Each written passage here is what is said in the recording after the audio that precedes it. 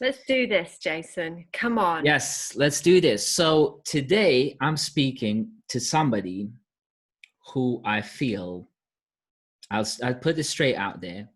I feel like this is my soulmate. Okay.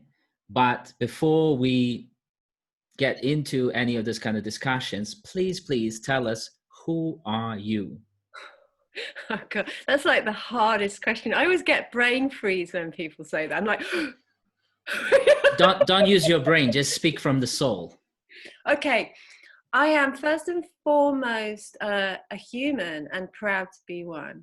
And someone who I'm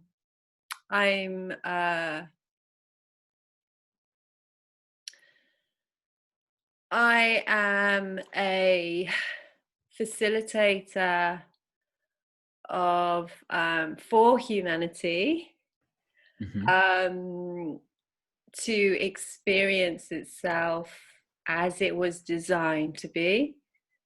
Um, I am a an artist, and I my art is love, and life itself.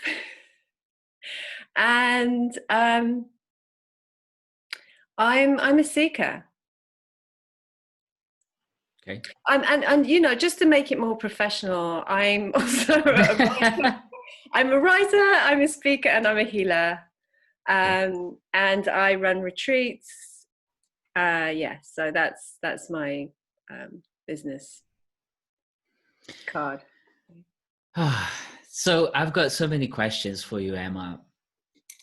But one of the questions, I was making coffee before this started, and for some reason, a question came to my mind, which I'd never asked anyone. And to a great extent, these kind of conversations are for me to just experiment with different questions.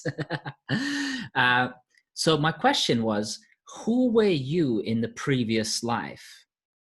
What you That's what mean, came as to me. in before this incarnation? Yeah. Okay, I'm sort of, it's almost like a projective question, because yeah, I'm yeah, assuming the previous life is something that you kind of yeah, vibe yeah. with. But yeah, who were But you it in the depends previous how life? far you want to go back. But I would say the last one, because I'm connected to quite a few of my past lives. But I'd say the last one, I was a housewife.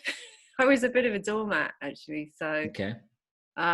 you know, were you expecting me to say a pharaoh in Egypt, or just say like, Well, I mean, I was a pharaoh in Egypt. yeah, yeah, yeah. You see, you've got a better past life than me. I've got past So life envy. don't use my story. Pick any other story. Yeah.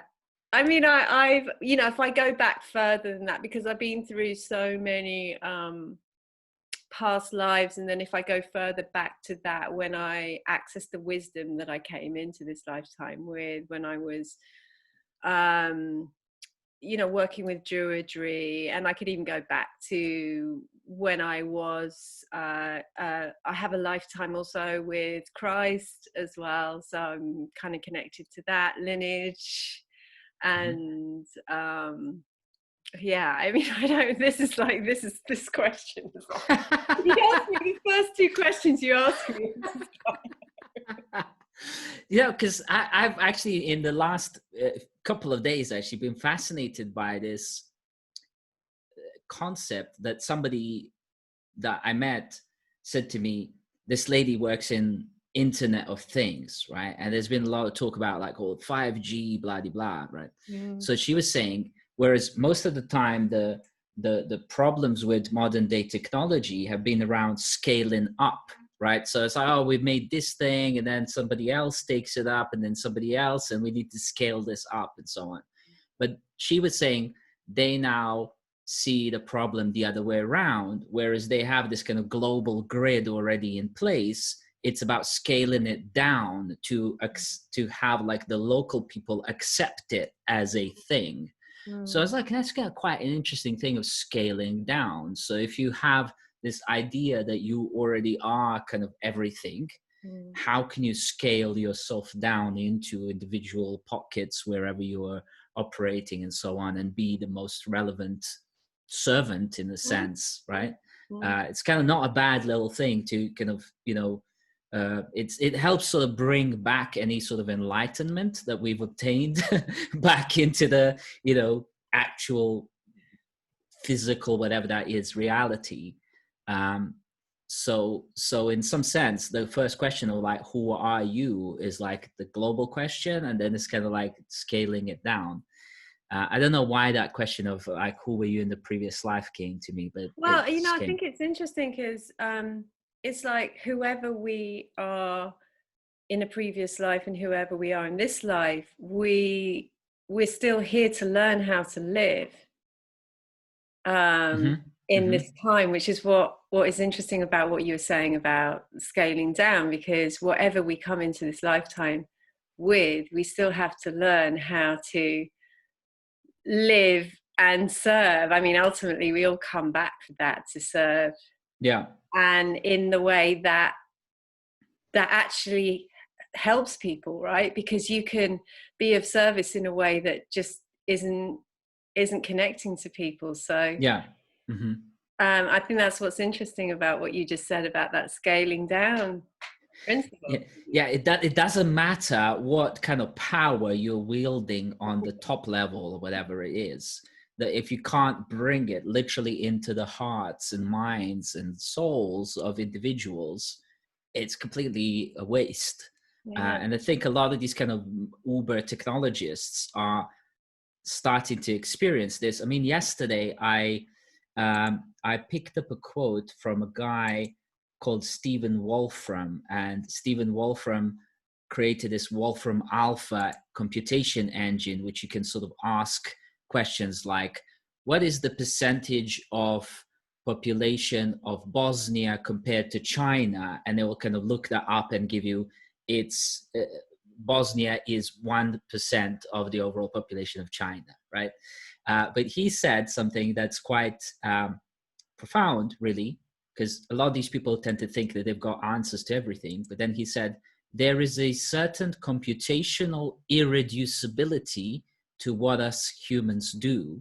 So what is the irreducibility that humans have that cannot be computed, scientifically defined, and so on? Tell me all about that. Well, it's an amazing time actually, because we've got technology and we're in an era where they're trying to download consciousness, so that technology can give humanity a run for its money. And I mean, the thing I find interesting is that, I mean, my background is in astrology. And one thing I found was that astrology is the art of assimilation. So you can get a computer to calculate the position of the planets, the aspects, the relationship of the planets to each other, and you can get the computer to do all these things, but it can't synthesize that information, and it can't make it relevant. It can't make it really relevant. And whatever technology can do is simply cannot replicate the soul of a living being. So they can take on characteristics like technology can take on. It's like they've taken apart computers and they found out that the computer takes on characteristics of the people that use it, because it's like literally energetically imprinted by the person, because over that period of time. So it's like it's kind of morphed and it's taken on some of the attributes of that, but it still doesn't have a soul. And they could even have feelings or whatever. I mean, it could definitely get to that point, but the point is that organic life cannot be replicated. And the point is that if you really look into the life of a human being, it actually can't be reduced even by our definitions, because we cannot still, even with science, explain life or death. Science hasn't even come close. So we're actually, the reality of us living here is that the heart of our existence is a mystery. Hmm. Yeah. And our brain is not equipped to have a relationship with that mystery. And it's, I think that's the heart of and the essence of what it means to be a mystic, right? Really accept the mystery of existence itself, life and everything, and who we are, and actually just kind of have that at the core of start, like a starting Yeah. point. Like, I don't know. Yeah. And then Yeah. and then it's like, what might I be able to create out of that not nothingness or not knowingness or mystery or wonder. Yeah. I mean, that's exactly it. It's like, because that is our kind of starting point. And the the beauty of it is really that, we are everything and nothing, is right.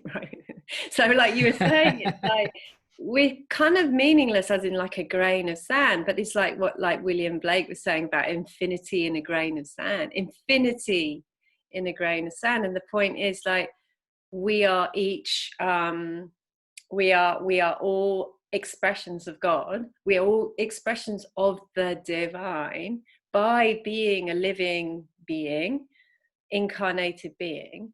And we're also a tiny, tiny component of this uh, evolutionary universal process.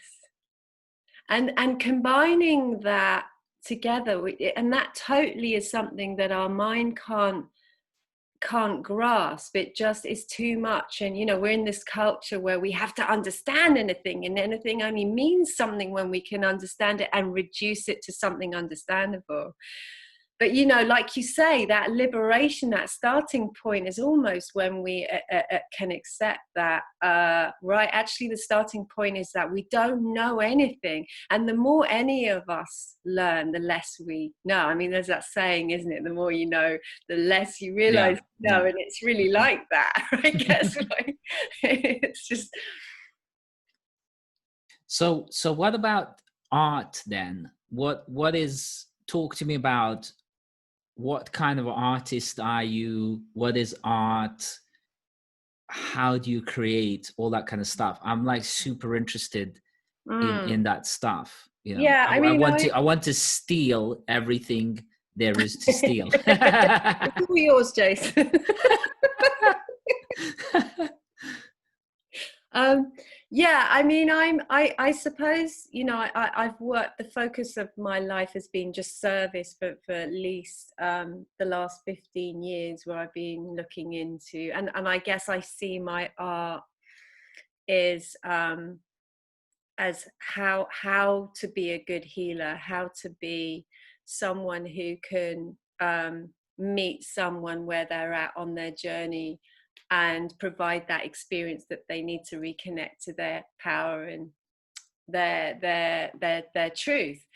And so I've kind of made that a bit of an art. But my background is music, so I mean, I always think in musical terms. And I mean, I see art as being, and I still feel I'm living in this way, is it's like, how do we make the inspiration a reality? And that still fascinates me. It's like, because um I almost see the skill as like a fidelity to midwifing that vision, that inspiration. Midwifing. How kind of faithful can I be to that original inspiration, so that I can actually create it in material form and share it with others. And I sort of learned that from listening to great musicians, or observing great artists, and saying, what is it that makes a great artist compared to like a good artist, or an average artist? And I really felt it was the sort of fidelity that artist had to their own vision and what it meant to them. And there's a sort of secret code written. I'm giving you all the secrets here, I like that. I would have worked with it. I'm glad we're on record, because this is, I'm embodying this straight away. I'm literally embodying this as you speak. Well, I think you're already living like this from what I've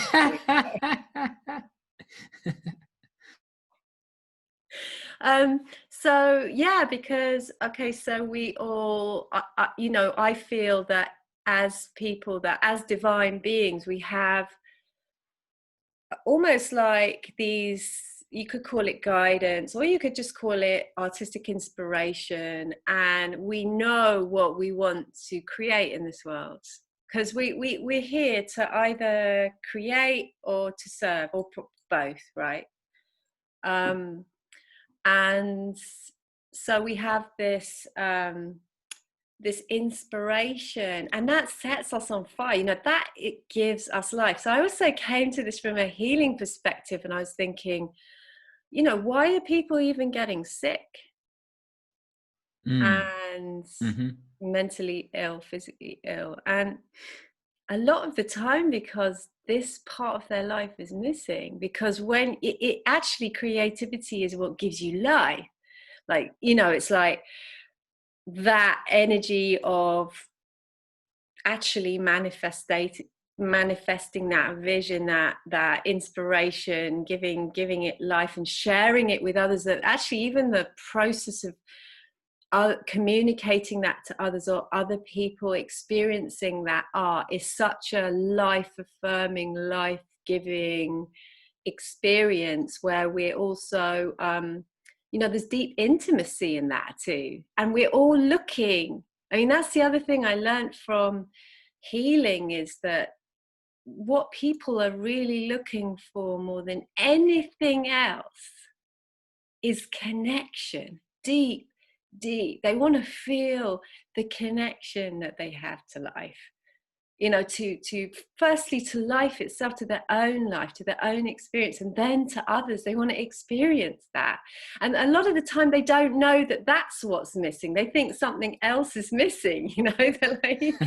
so yeah, that's a long answer just to what is an artist? Is someone who can bring their vision to life in the material world, and actually can maintain some of that original spark that was given to them in that manifested form. And that's what I found the hardest when I was a musician, because I'd have this amazing idea, and then I'd find my mind would get in the way, and I'd start to judge it, and I'd start to like criticize it, and I'd start to, because these are very simple, like love is simple, like vision is simple, like the heart is a very simple language, and our mind gets into it, and we have like this kind of, well, I had a very kind of critical mind education, and it's like, okay, so,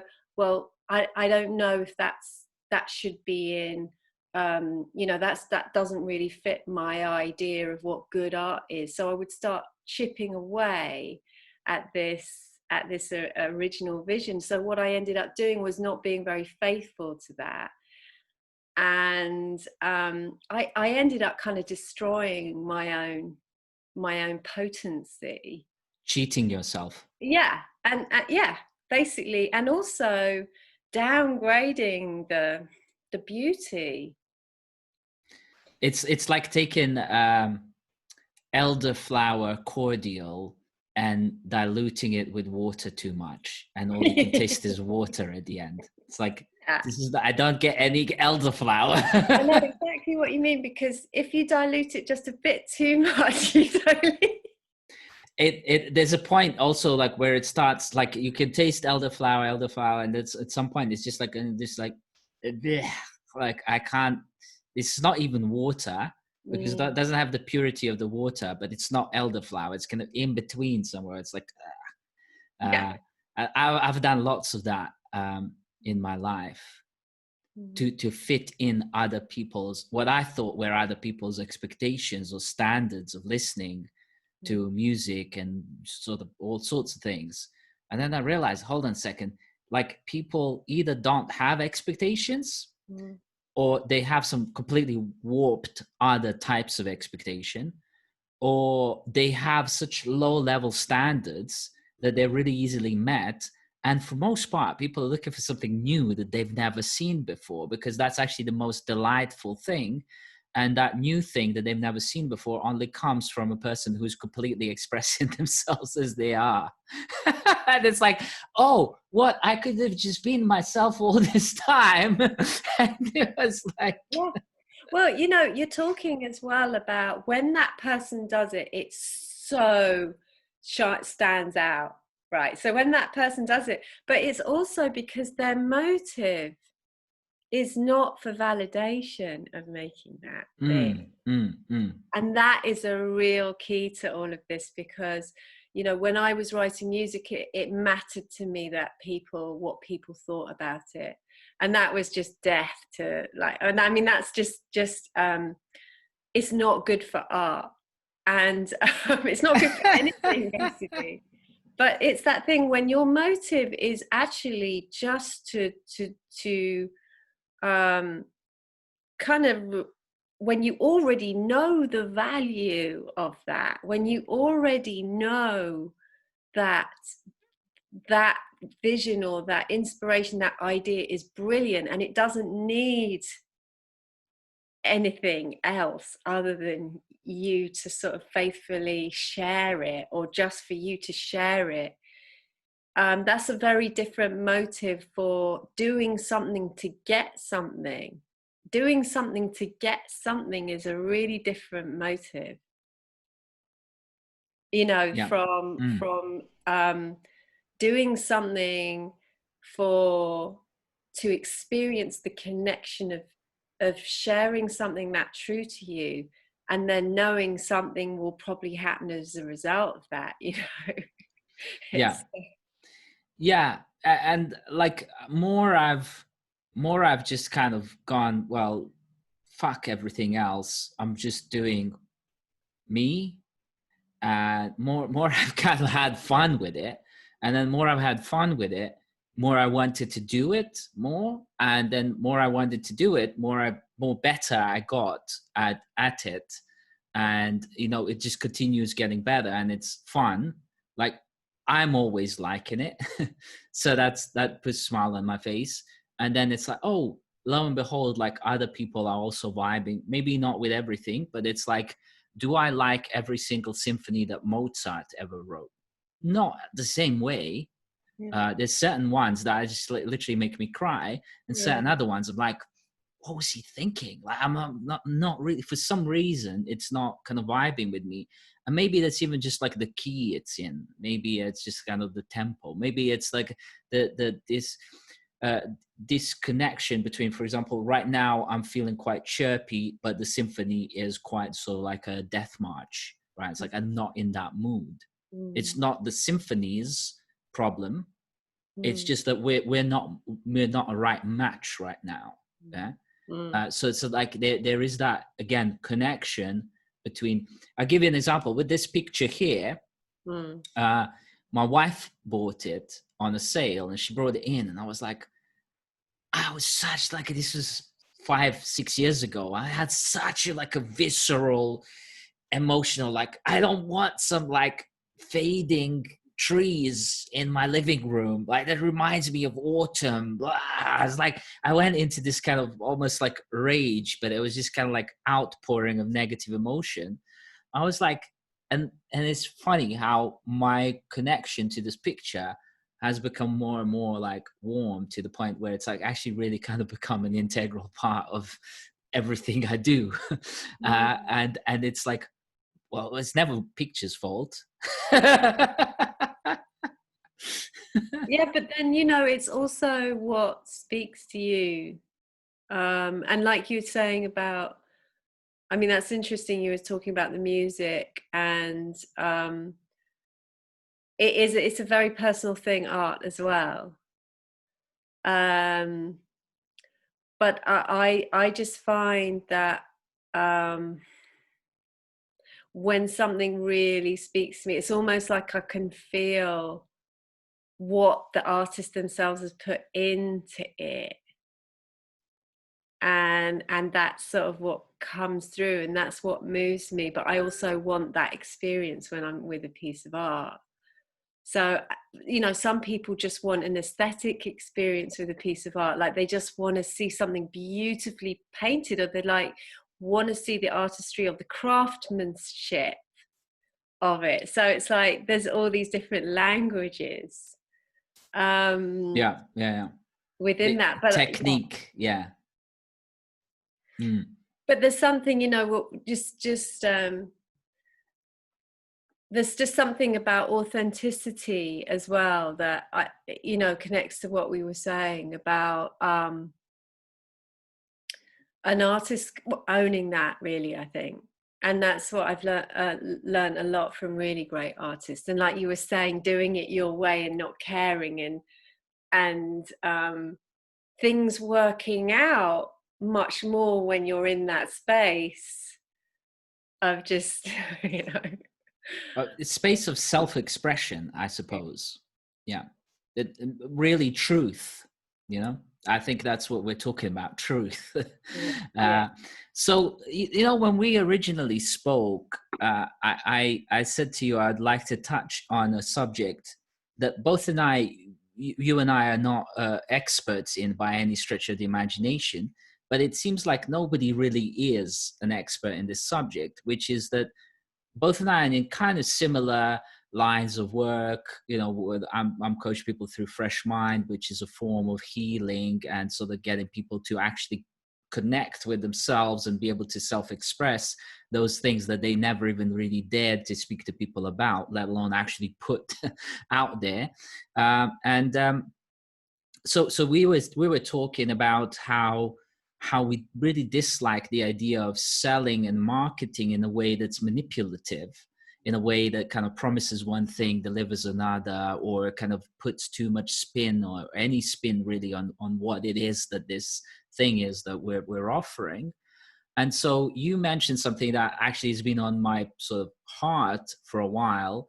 And over the last, really, the pandemic has really kind of accelerated this a lot more, where really I started focusing this year on thinking through systemically of treating sales and marketing as a service, like in a true sense, service. Like, even if you have a quote unquote sales and marketing chat with me, I want you to take away something of value, even if you never sign up for anything, that kind of thing. It's sort of notional framework. But talk to me a little bit more about what you feel should be, or is the kind of healthy way of getting people engaged in your, effectively, your art, right? Because healing is a form of art too, right?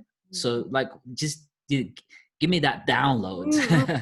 Well, yeah, I mean, firstly, I suppose I'm coming from it from someone who always wanted to make a living out of doing what they love. So Mm-hmm. that's the only reason I know anything about marketing, because I was like, okay, well, if this means I get to make a living out of doing what I love, which was always the goal, right? It's like, okay, so how can I make this work? You know, so like, and so what my experience was yeah, like you were saying, quite dehumanizing. And I immediately was like, well, how can you, so when I've spoken to people who are marketing advisors, and what they have given me is often me very quite three-dimensional or two-dimensional, just very much. And it's very statistical, it's very kind of dry, actually. Marketing, it's like Mechanical. raw, and you know, it's like sales and graphs, and you know, it's very like, and Step one, pick up the phone. Step two, dial the number. Step three, pitch them this pitch. And it's like, this is yeah, it's not like, so dry. It's so dry. I mean, and even the really good ones I found really dry. And I felt a little bit uncomfortable about it. I mean, just coming from the spiritual world as well, there was this something I really started to feel uncomfortable, where it was playing on people's fears. And I guess I've got this problem with advertising anyway, where it's like, you need us because you're shit, you know. It's like, essentially, it's just like, Yeah, it's playing on really, weaknesses, playing on basically, pain points. It's I know literally called exactly. pain points. Yeah. Yeah, like especially with women, like, oh, you're too fat, you're too that, you know, there's been a lot of that. That's why you need us, and you need to spend money on us. And there was an element of that going into spirituality. So God, when you take that from the physical and you apply that to the emotional, it's pretty horrible, really. It's like, you know, and I had a really interesting exchange with a spiritual teacher that I in a session, because I was like, you know, I felt there was really something wrong with me. I could not apply these marketing principles, no matter how hard I tried. I just felt I couldn't understand the language, and then I was just, you know. And he said, look, well, of course it's not going to work, because if this is based on lying, stealing and cheating, then, and you really are about integrity, you're not going to be able to marry those worlds. And I found that really that was a real, it was quite liberating for me, because I Yeah. stopped trying to do Mhm. that then. So before that point, I was trying to bring these worlds together, right? So I was like, we have, in order to be commercially viable, we have to be able to bring these worlds together. And then when I let go of that, and I said, no, actually it can be about what you're talking about, is like, make it about the human exchange, make it about every aspect of the work, about people coming away with something, some benefit of that, even if money hasn't changed hands. And what I found out, which I'm really excited about even now, because last year I was still thinking it didn't work, was that it does work, right? So actually, when people are getting smarter and smarter, so advertising could work the way it was because people were still really numbed out and kind of um susceptible to that. But people are getting much smarter. The next generation is super intuitive, super psychic, they're very awake, they can see right through it. So they don't have the power that they did, because these people, they're feeling better about themselves, they're right away, they understand about the value of self-development, and they're going for that. So you're getting a younger generation rising up, and they need they can see through it, they need transparency, Yes. Yeah. and they know bullshit, right? And they're Yeah. just like not Yeah. having it. So you have to, like, you know, what you're going to offer to this next generation, it's got to speak to them, and you've got to be real. I mean, really, you've Yeah. got to be real, Like 360 real. Yeah. like really real, because they're going to see right through you. And if you're kind of like a bit slippery with your marketing, you're just like, and what I've seen, so I've looked to see where marketing works, right? In terms of, like, in terms of integrity, because I think we're talking about something different. You and I are both in the healing field, so there will be that mismatch. If you're in a really purely commercial sector, I think that model of working could really work for you, because it's in alignment with what the content, you know, with what the content that's being sold. But for us, it's important that we follow through on our values. And as if anybody studied life coaching, actually it is our values and being true to our values that that works, even financially, and I think that's going to be much more, we're going to see much more evidence of that with the changes taking place right now. But yeah, just to talk about where I saw it working. So where I saw it working was exactly like you were. People weren't focusing on the money, they were focusing on the people, and they were genuinely focusing on the people. So they were building community because they were doing it totally naturally. They were building community because they wanted to share what they were creating. And then the community wanted to support them because what they were offering was of very high quality. So you take the combination of those things, and you find that I started seeing that people were just like, we're starting to make money, you know, that through this sort of they were really focusing on and energizing the personal aspect and the exchange of that. And it was very real. And because I'm talking about, this is the people in their 20s. Everyone responded to it because they knew. It's very insulting, isn't it, to be kind of marketed to when it's fake. I find it really personally uncomfortable. It's like, you know, yeah, totally. But there is an element there around what I seem to observe, and please tell me, you know, what your take on this is that because we now have so many different tools, right? And I'm a designer myself, so I know exactly the tools and the techniques that designers will conjure up, right, to appeal to even like subconscious mind, symbol literacy, color, psychology, words, create worlds, all that kind of stuff, shapes, sizes, the timing, length of placement of words, where and everything, you know, all the kind of psychological, basically manipulative techniques to appeal directly to your mind.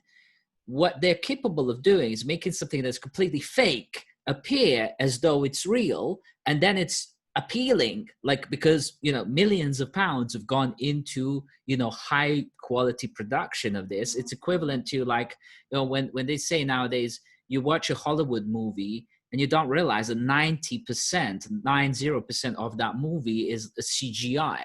You know, it's like actually built on computer. But when you're watching in cinema at home, you just think it's all real shots of reality. And it's like, no, it's not.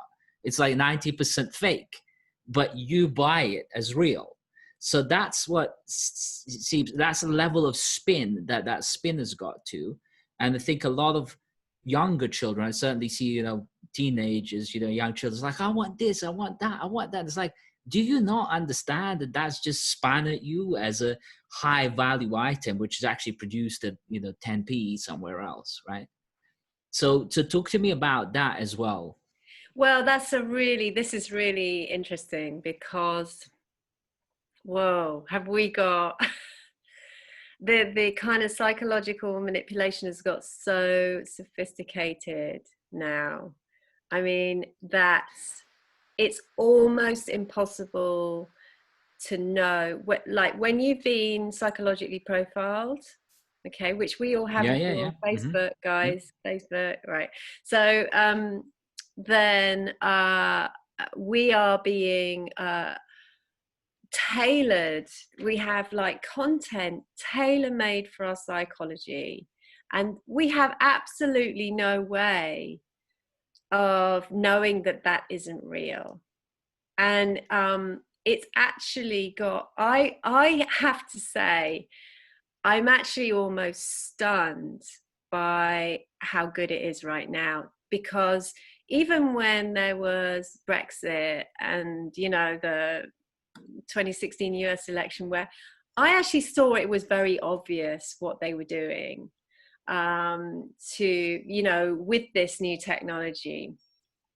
But this year is so damn good that even I was like, oh my goodness, they've like psychologically profiled a whole other swathe of people, like especially because they're going for the what they call the woke people, you know, they're Yeah, yeah. going for yeah, those people, and wow, they have just kind of launched, they've just gone for them, and there's very, very few of them who know, because this is so good. It is so good. I'm like, even like, oh, I can't believe this, you know. It got me into the net, and I'm like, wow, this is the next level. So I think we have to get really real about what is going on and how sophisticated this is. And I know that,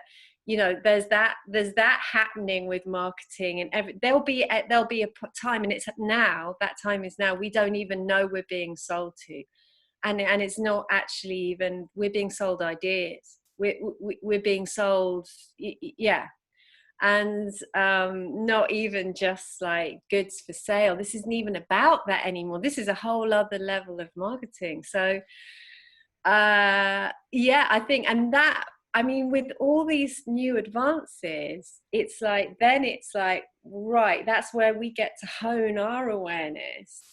And you know, there's always a choice in this, isn't it? Because it's like, well, if we already know what we're here for, and we can believe that I mean, you know, that sort of mentality or that approach would have us believe it can't work any way outside of that. That's their power, you know, that's their trip. But we know different. And so that's where you really get to exercise your discernment, because we're at a time now where we really, really have to be super aware at how we're being played mentally, because this is a whole other, we haven't even been exposed to this before, you know. Yeah, it's basically like like nowadays I interpret, I've been, as a child, I've always been interested in watching adverts on TV. Adverts always fascinated me for a bunch of reasons. I'll give you an example. The whole notion of a jingle came about in an advert, right? Because it was like, we get like 7 seconds to tell somebody a story. We better play them a jingle that reminds them, it gives us like a psychological cue that this is what's coming up. So that like famous da da da da da, I'm loving it. That's like immediate association with McDonald's. And even if you just hear that, it's like you're gonna then associate with McFlurry, Big Mac, Happy Meal. And that, even the notion of Happy Meal, right? It's like woke slash aware language slapped onto something that's otherwise toxic, poisonous, really bad for you, right? So there's an element of gaslighting, spin, manipulation, outright lying, where I was in Davos this year, and I went, first booth that I went to visit, it happened to be Philip Morris, the cigarette company, and they had a campaign called Unsmoke Your Mind. So it's kind of like a conscious spin on what otherwise is just a carcinogenic habit. And you know, I walked in there, and there was like a bunch of PhD scientists in there telling me how 1 billion people around the world smoke, and it's projected to rise up, and they can't do anything about reducing that number. So what they have to do is make cigarettes better for people to smoke, right? And I was like, man, like, and these like PhD scientists were looking at me, and I was like, at which point do I laugh? At which point do I just kind of like just call bullshit? And it's like, you're bullshitting me, right? And they're like looking at me. I was like, when do we laugh? And it was just like serious. And I was like, man, these people are like actually really committed to their paid job and quote unquote unsmoking people's minds, while accepting the pre-framed quote unquote truth that people will continue smoking no matter what we do. What? And this is the world we live in. So like, how do we counter that? You know, any ideas, any artistic ways? I mean, I just I mean, it's really through what I am facilitating and teaching, which is it's through No, okay. So knowing who we are as human, firstly through awareness. So, and really knowing who we are. So it's kind of going full circle in this, that we're not just social beings. We're, uh, and actually the kind of financial aspect of our life is just one aspect of our life, right? So the fact that we are social beings and that financial interaction, that's just those two things are just one part of our life. So when we remember ourselves, when we actually recognize ourselves as universal beings, which is what we are, and we reconnect to that part of us, we start, and even like understanding our identity in that way, we start to retrieve our awareness, our greater awareness that's part of our universal nature, and we can start to see, and but also we then can make choices, conscious choices about what we want in our life. And we even know at that point that we have a choice. So what I found when I was starting out was one of the main problems was that, okay, so this idea that you're born, stuff happens to you, you die, right? So there was this kind of, I'm just a victim of circumstance, and shit happens, and that was it. And it's like, what you mean? Actually, we have a choice. You mean we don't have to play this game? You mean, even that for me, when I found out I didn't have to play the game, because that was a source of great suffering, trying to make myself be able to play the game for years and years and years that I could not do, and thinking there was something wrong with myself, when then I've actually found out it's probably a really good sign. And I realize that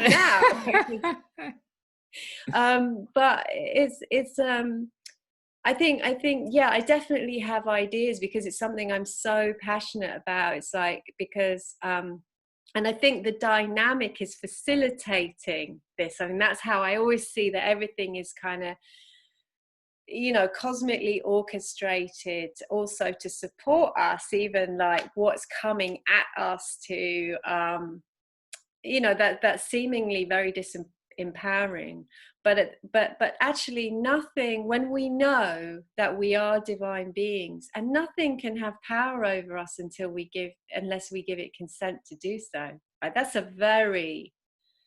universal law. So especially when we come to our mind, so ownership, and when we understand, like, it's not about, if we're just living in our head, we're very vulnerable, actually, because we're trying to figure everything out with our head. So we're just believing ideas, and we're grasping at different ideas.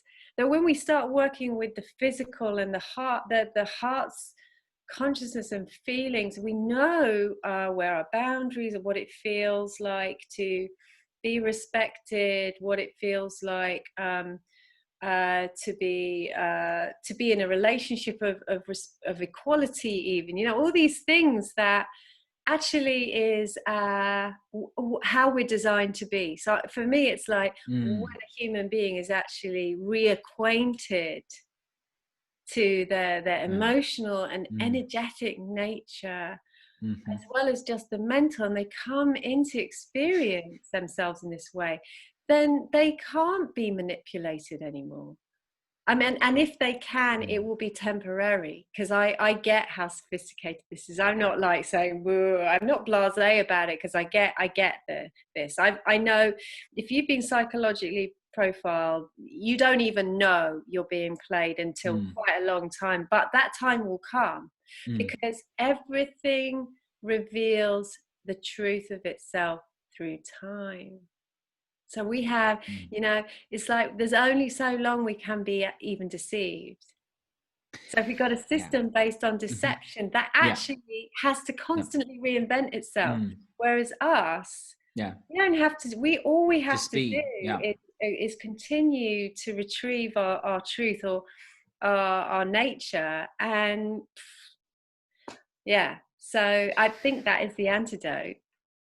Yeah, and this is the kind of the strange and paradoxical and almost bizarre thing about it, that like I've been through 3 years of war in Bosnia, and then, you know, lots and lots of contemplation about that. I realized that war takes enormous amount of effort, money, engineering, control, manipulation, all that kind of stuff to wield, even for like a 1 month, 2 months, 3 months, 1 year. Yeah, it's the most expensive thing in the world. And peace just happens when you sort of just relax into it. It's just there. It's completely effortless. And peace, therefore, is the most sustainable thing. And it's like it's effortless. Mm. and and it's there, super abundant within you. It's Mm. just like you can tap into it any moment now, but the mind then says like, I was like, she said that, he said that, that thing ain't quite right in the place. I hate this picture. I hate the like curtains. Like, why did she get those curtains like that? She's built this all this bullshit. And it's like, if I just stop all that stuff, suddenly you realize, ah, Well, you know, that's a really interesting point, because it's like when we actually just almost surrender to who we are, it mm, doesn't actually require any effort or energy at mhm. all. And, you know, I find the And interesting that's sexy as well. That's sexy. well, you know, it is. And the other, you know, the thing is that, because I've worked, I mean, I've really researched a lot of the energetic side, and what I noticed is that, like you're saying, with war and all these kind of states, but even with our own relationship with ourselves, denial, like emotional denial, like squishing your emotions down, which is kind of what, or you could say, the majority of people in the West, you know, but Yeah. that itself takes so much energy. It takes so much more Yeah. energy to keep yourself in a state of Mm, denial, because mm. what you're doing, you're actually using your life force to maintain an artificial To state of being. suppress yourself. Yeah. Yeah, To oppress that yourself. takes huge. When you just like That's depressing. stop That's that, it's like, depression. yeah, it's like, but it takes a lot. Yes, that's war. You're warring Yeah, against yourself. yeah, That's like takes more than the life energy. Why? Because life wants to come out, and now you're having to conjure up something more than life to suppress it. It's like, yeah. and it's like, and then even the mind goes like, what the fuck are you trying to do? Yeah, Like, I because can't battle myself anymore. I mean, you could basically sum up all the problems that all of us have to that. This kind of war, this inner kind of conflict, because you're trying to suppress something that cannot be suppressed. Yeah, It it's like trying cannot to be explain reality through a bunch of models that are built on top of reality. And it's like, well, at some point, if to tap into direct reality, you're gonna have to strip all the models and just go directly for the truth itself. And then you actually realize you can't explain that in words and even in music and all that stuff, because it's just kind of like sampling what otherwise is an absolute infinity of being, of I amness that sometimes is described. And it's like, to just be, you don't need to do anything. In fact, that's the only time you can really be. And then everything else is just kind of this bullshit layer on top of what is actually perfection underneath. and that's it. And I think, you know, I see the real art of it, Jason, is learning to live in that way. So how is it living when we're not using force? You know, because the relationship we have with ourselves is kind of the relationship then that we externalize. So if we're like squishing down any kind of like emotional response or vulnerability, right, it doesn't Mm. bode well, right? But like, if we what if, how is it when we take conflict out of our life totally, and we how is it to live from that place where actually um, life force is in an infinite, there's an infinite source of consistently replenishing life force Hmm. that is just, that's how we're energetically constructed. And how is it to live from that, where we're allowing that to where we're Arise. allowing ourselves to be at that scale, where we're allowing ourselves to live in the way that we're designed to live, is very, very different from forcing things to happen. It's like it changes everything, right? Because then it's not just I have this goal and I make it happen, because everybody knows that doesn't actually work, right? I mean, Hmm. you can accomplish a few goals like that, but not like to the extent that this was the personal development holy grail. This was it. You set a goal and you have a kind of step You plan to soldier to it, yeah, and it's like, it come is. on, soldier, you need more you need more training. If you fail at your goal, it's like, just set a harder goal. And soldier, it's like, fuck, this is like, I escaped the war in Yeah, I Bosnia mean, not it's to be a almost like soldier. it's almost like they brought military Yes. thing Regiment. into work, into business, and then they brought it into personal development, which is just like, Yeah. please, Mm, mm, so yeah. But there's something to be said about, because you mentioned life and death, and like life, suffering, death kind Mm. of story. I have to bring up this little quote from Joker, the movie, where I want to just, like, if it's okay as a closing statement, to comment about ego death, right? But he says, "I've been dead once already. It's very liberating. You should think of it as therapy."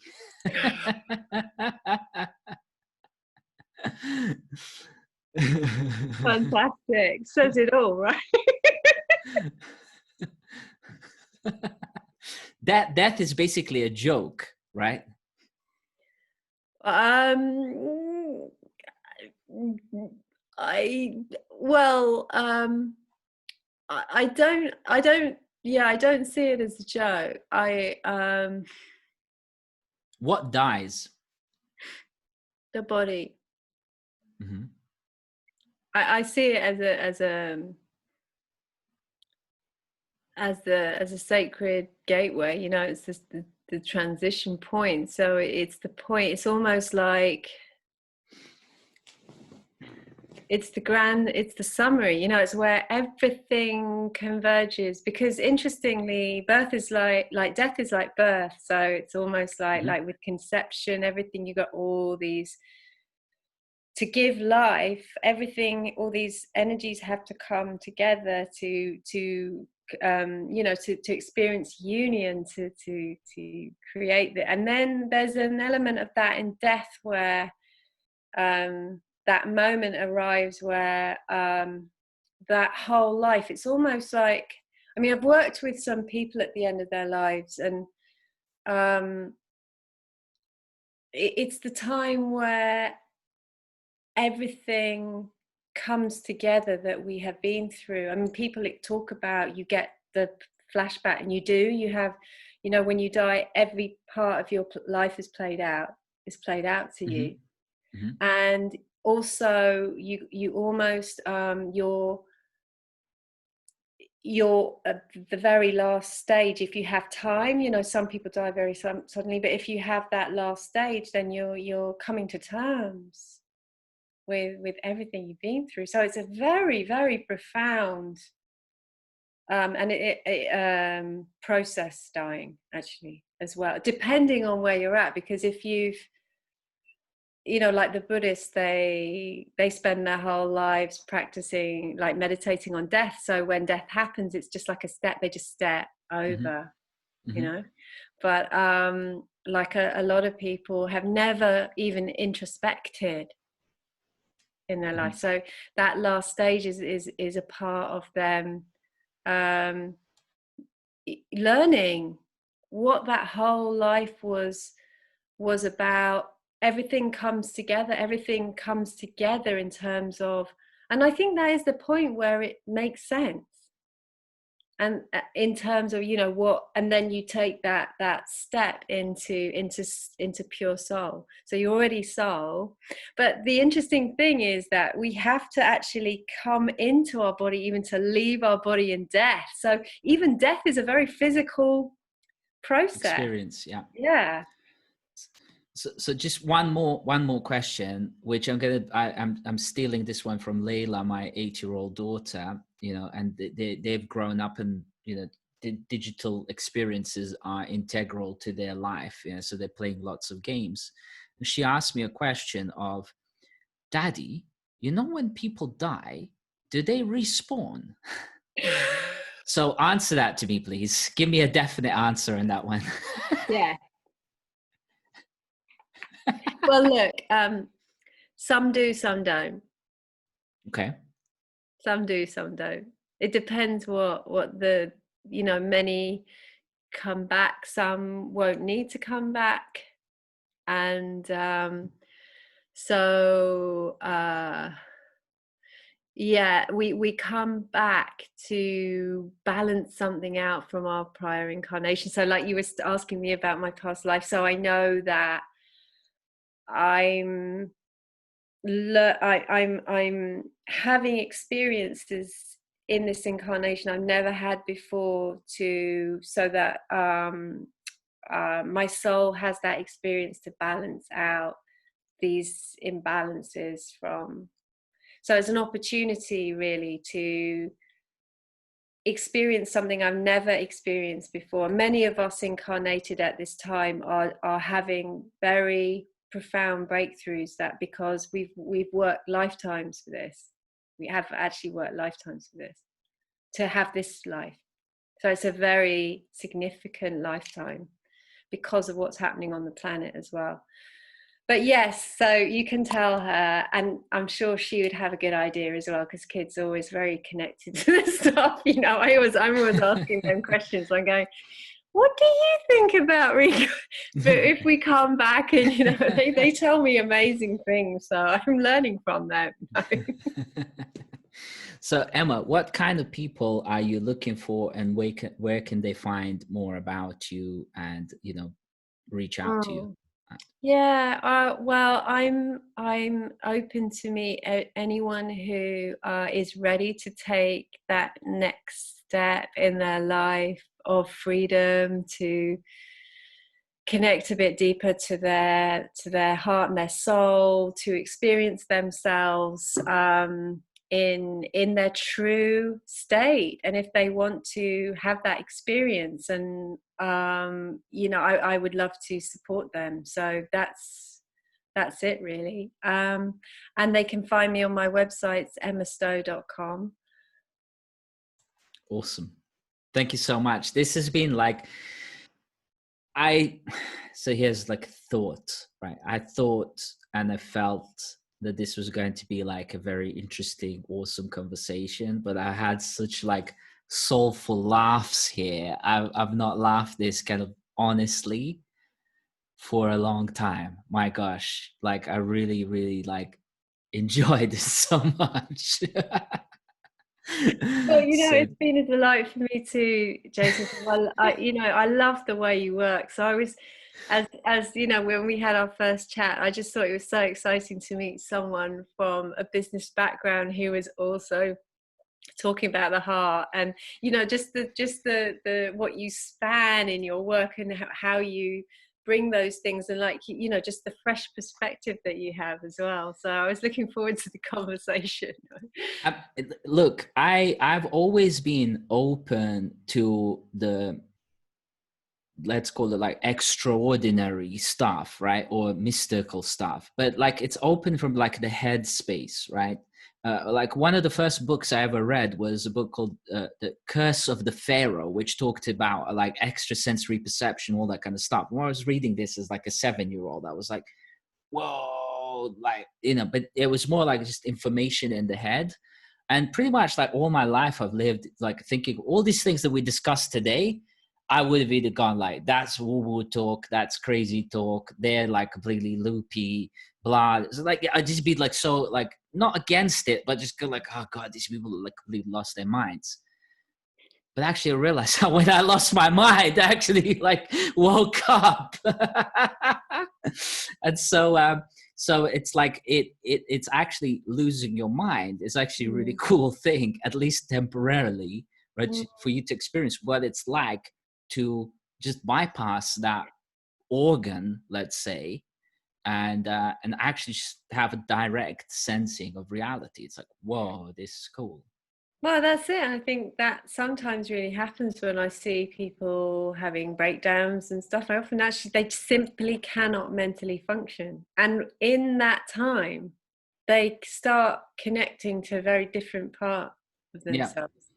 And yeah, so actually, I mean, that's the beauty as well about how life is constructed, that it actually leads us to this awareness. It's Yeah. nothing we have to do. It's not about, it's actually just how we're meant to be within the greater scheme of things. Yeah, you see, I just had like a sudden moment, like what it's called like a Ken show, like a small awakening, a small aha. Basically, what you just said, people break down when they have a Yeah, breakdown. But when like people break up in relationships, a breakup is an upwards, like an improvement.